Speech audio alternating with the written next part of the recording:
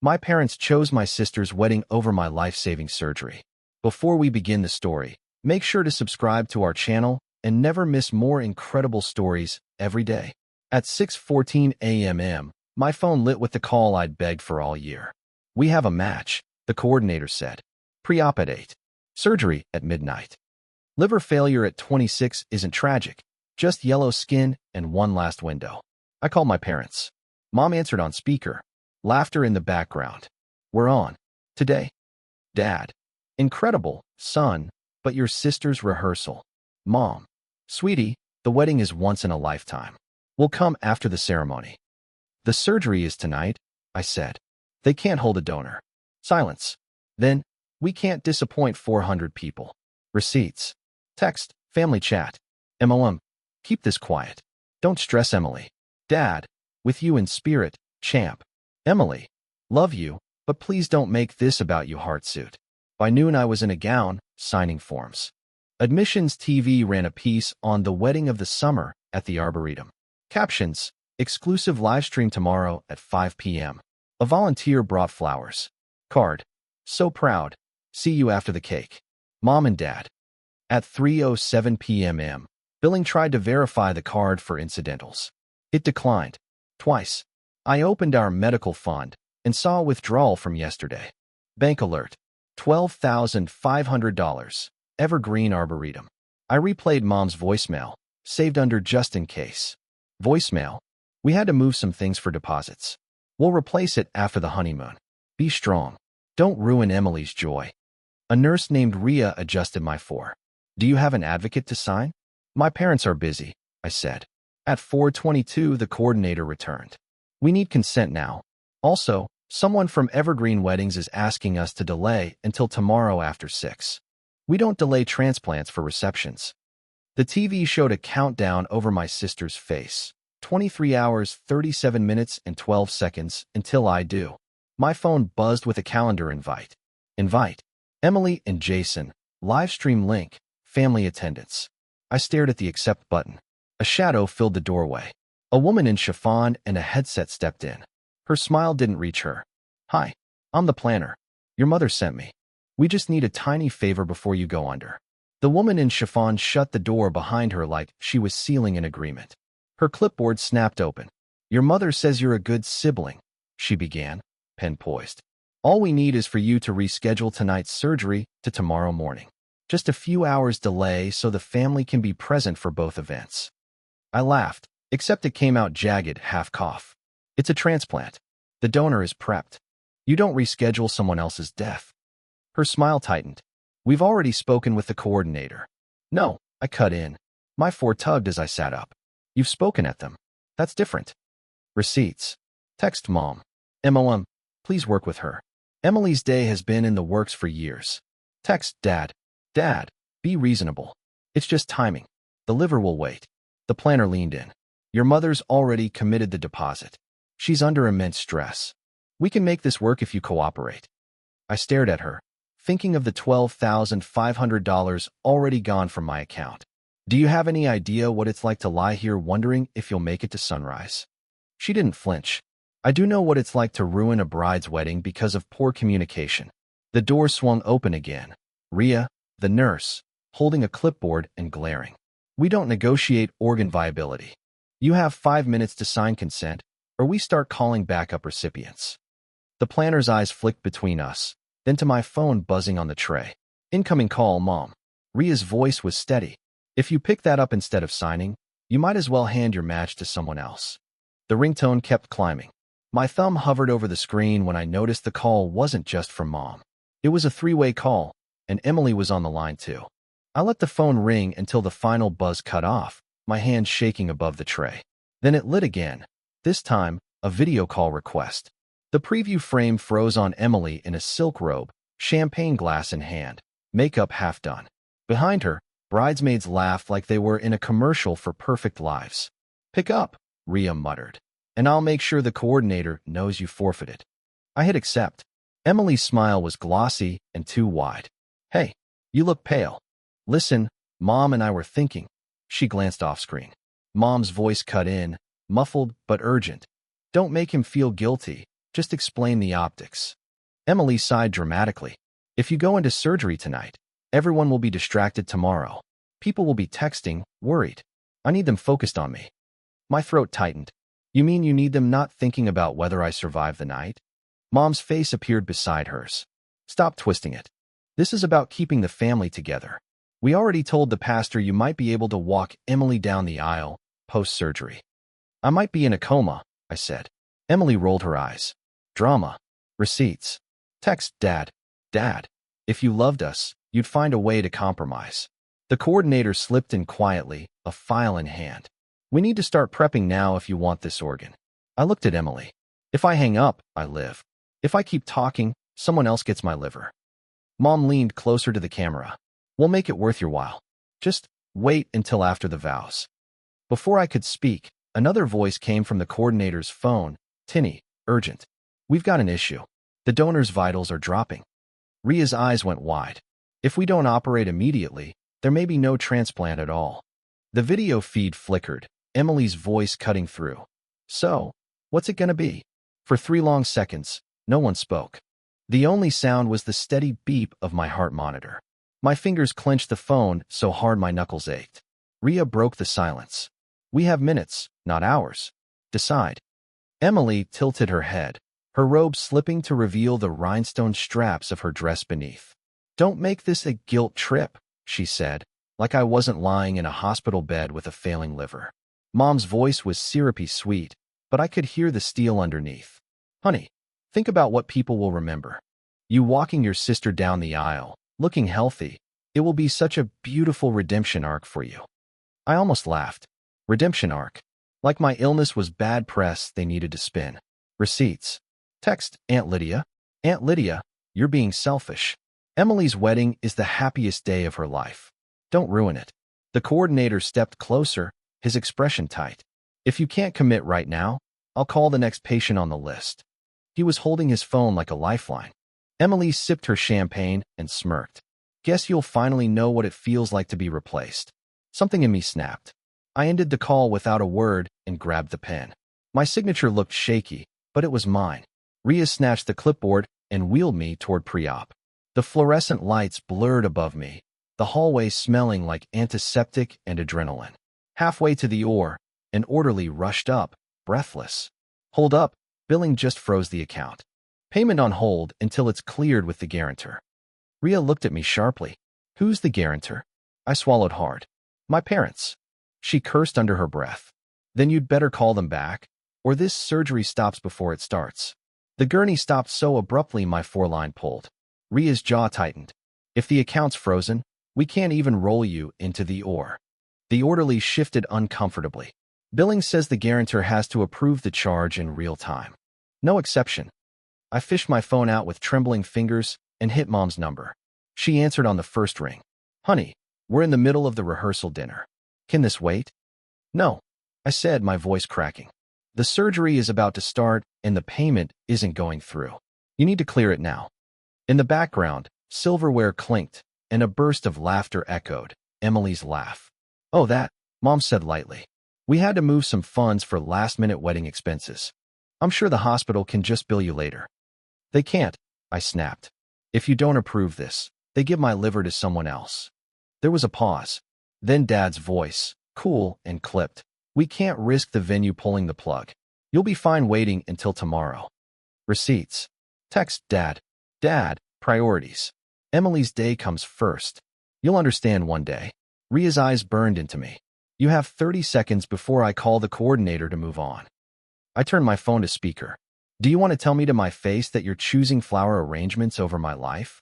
Mom sighed. Stop being melodramatic. We'll handle this after the cake cutting. The orderly whispered to Ria. Backup patients already on site. A fresh wave of nausea hit me. Not from the illness, but from the realization that my parents weren't bluffing. They were willing to watch my match vanish. And then my phone buzzed again. An incoming call from an unknown number.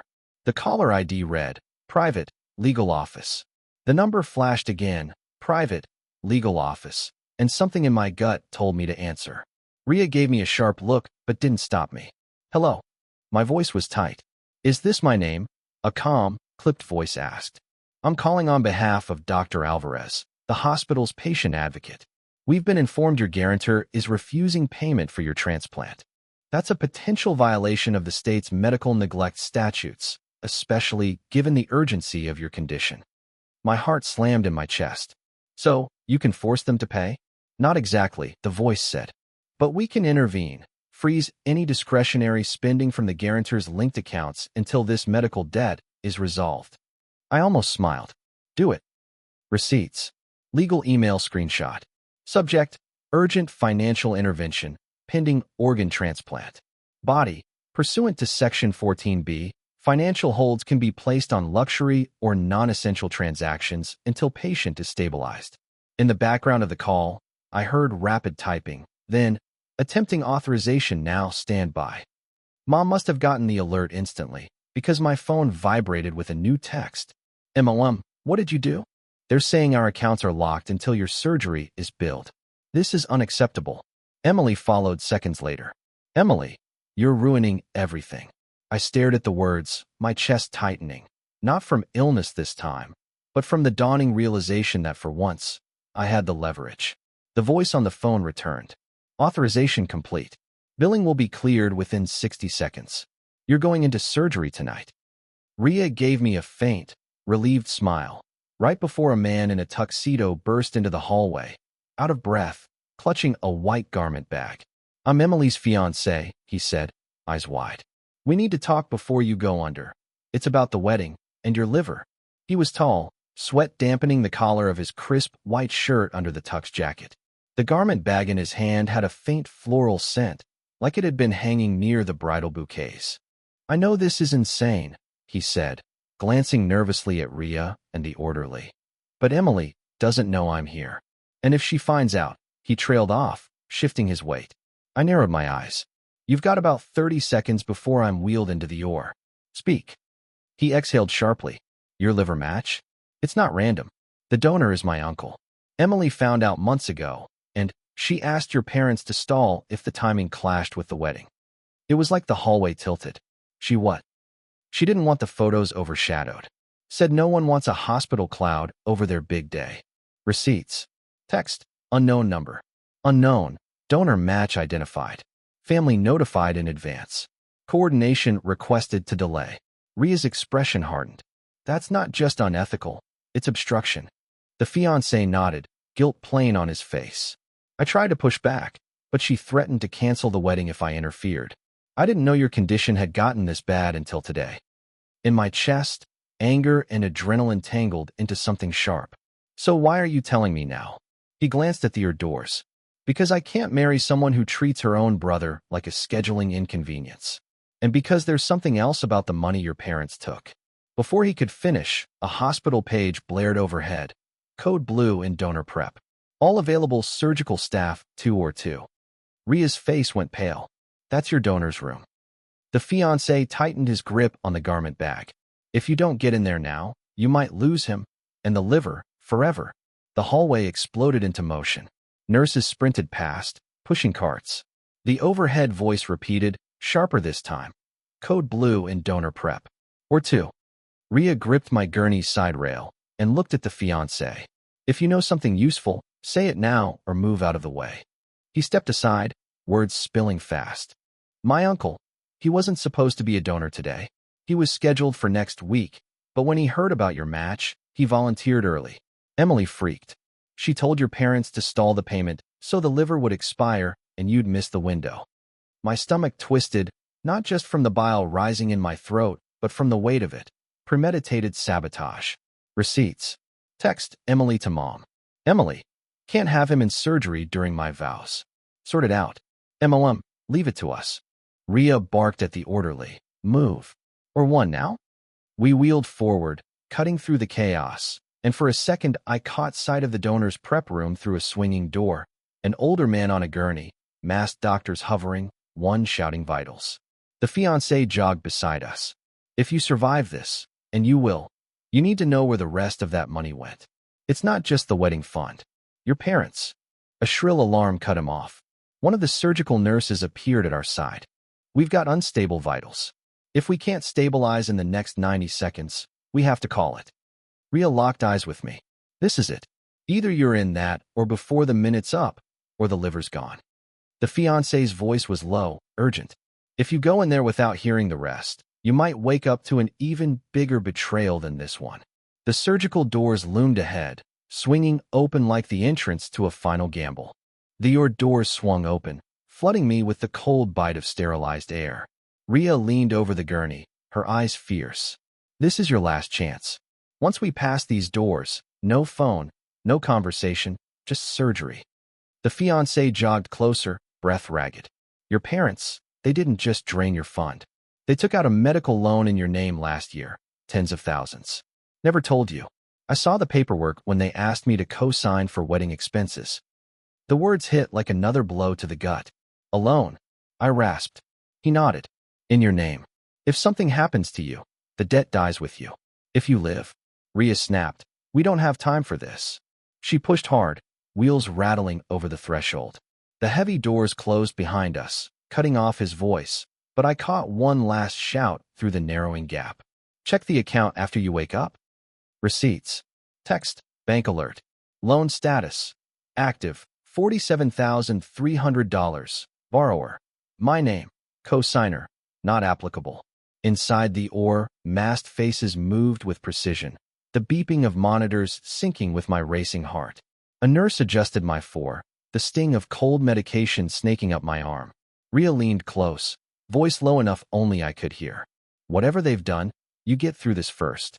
Then you fight. I wanted to ask more, but the anesthesiologist was already at my side, telling me to count backward from 10.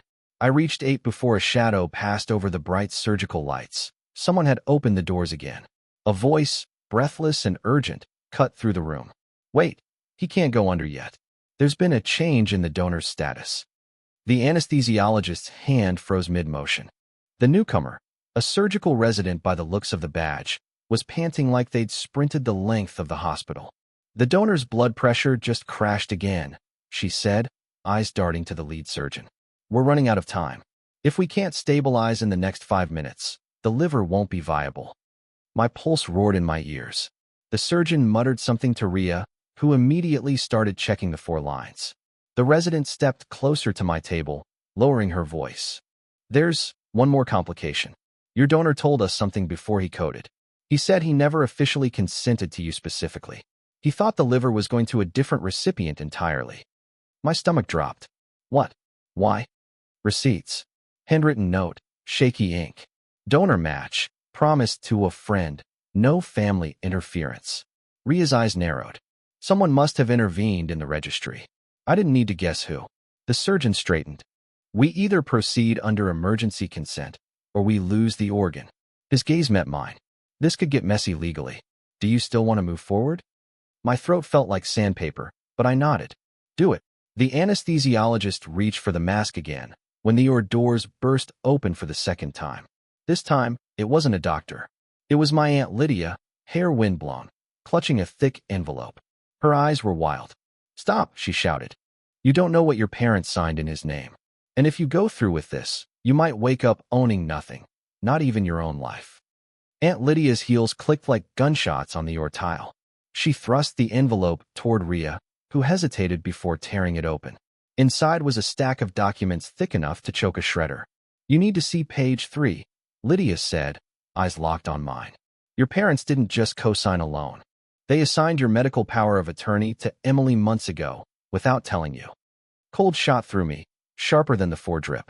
That's impossible. I never. Ria scanned the paper, her face darkening. It's dated 6 months ago. Signature says it's yours, but this looks forged. Receipts. Scan doc excerpt. Medical power of attorney. Appointee. Emily last name. Grantor.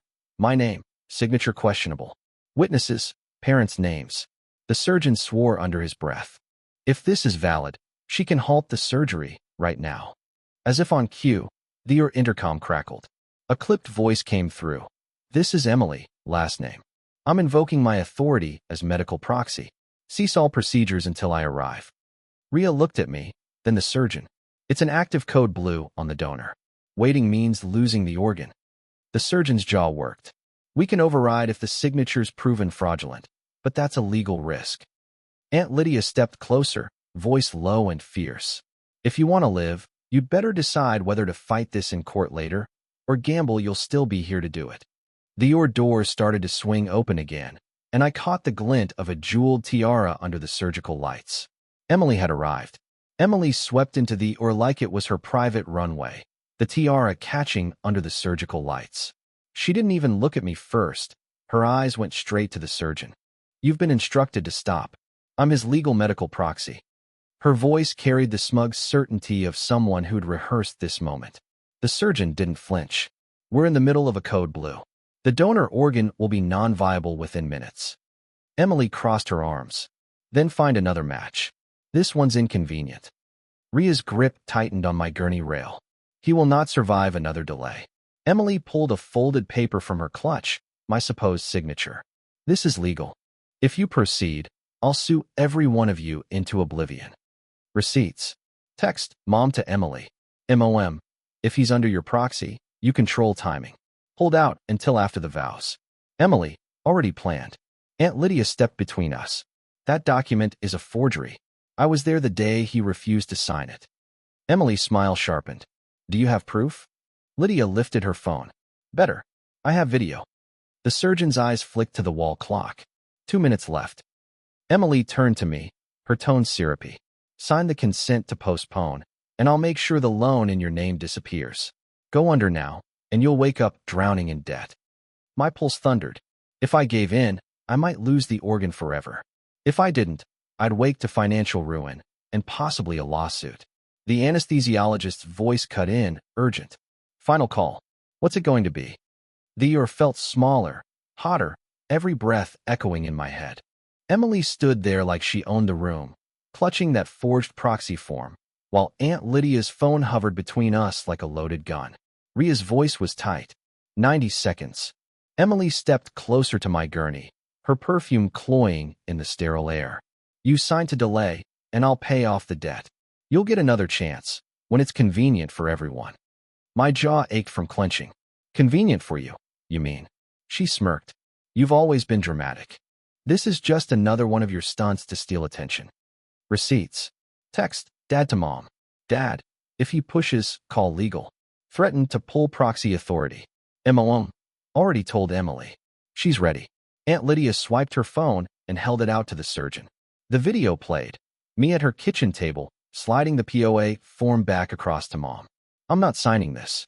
I want my own say in my medical care. The date stamp was clear. The surgeon's eyes flicked to Emily. This invalidates your authority. We proceed. Emily's face drained of color, but she didn't move. If you do this, I'll. 70 seconds, Ria barked. I locked eyes with my sister. If I live through this, you and I are done. She opened her mouth, but Ria signaled to the anesthesiologist. The mask descended, the chemical cold creeping up my arm. The last thing I saw before darkness was Emily's lips moving, silently, but the shape of the words burned into me. You'll regret this. When I surfaced, the light above me was softer, warmer, and the air tasted faintly of antiseptic and plastic tubing. My chest felt heavy, my side ached, but there was a steady, rhythmic beat beside me, proof I was still here. Ria's face swam into view. Welcome back. Surgery was successful. Liver's functioning. Relief should have been the first thing I felt, but instead it was dread. What happened after? My throat was raw. She hesitated, glancing toward the door. Your parents came by during recovery. We didn't let them in. You were still under. But they left paperwork. Receipts.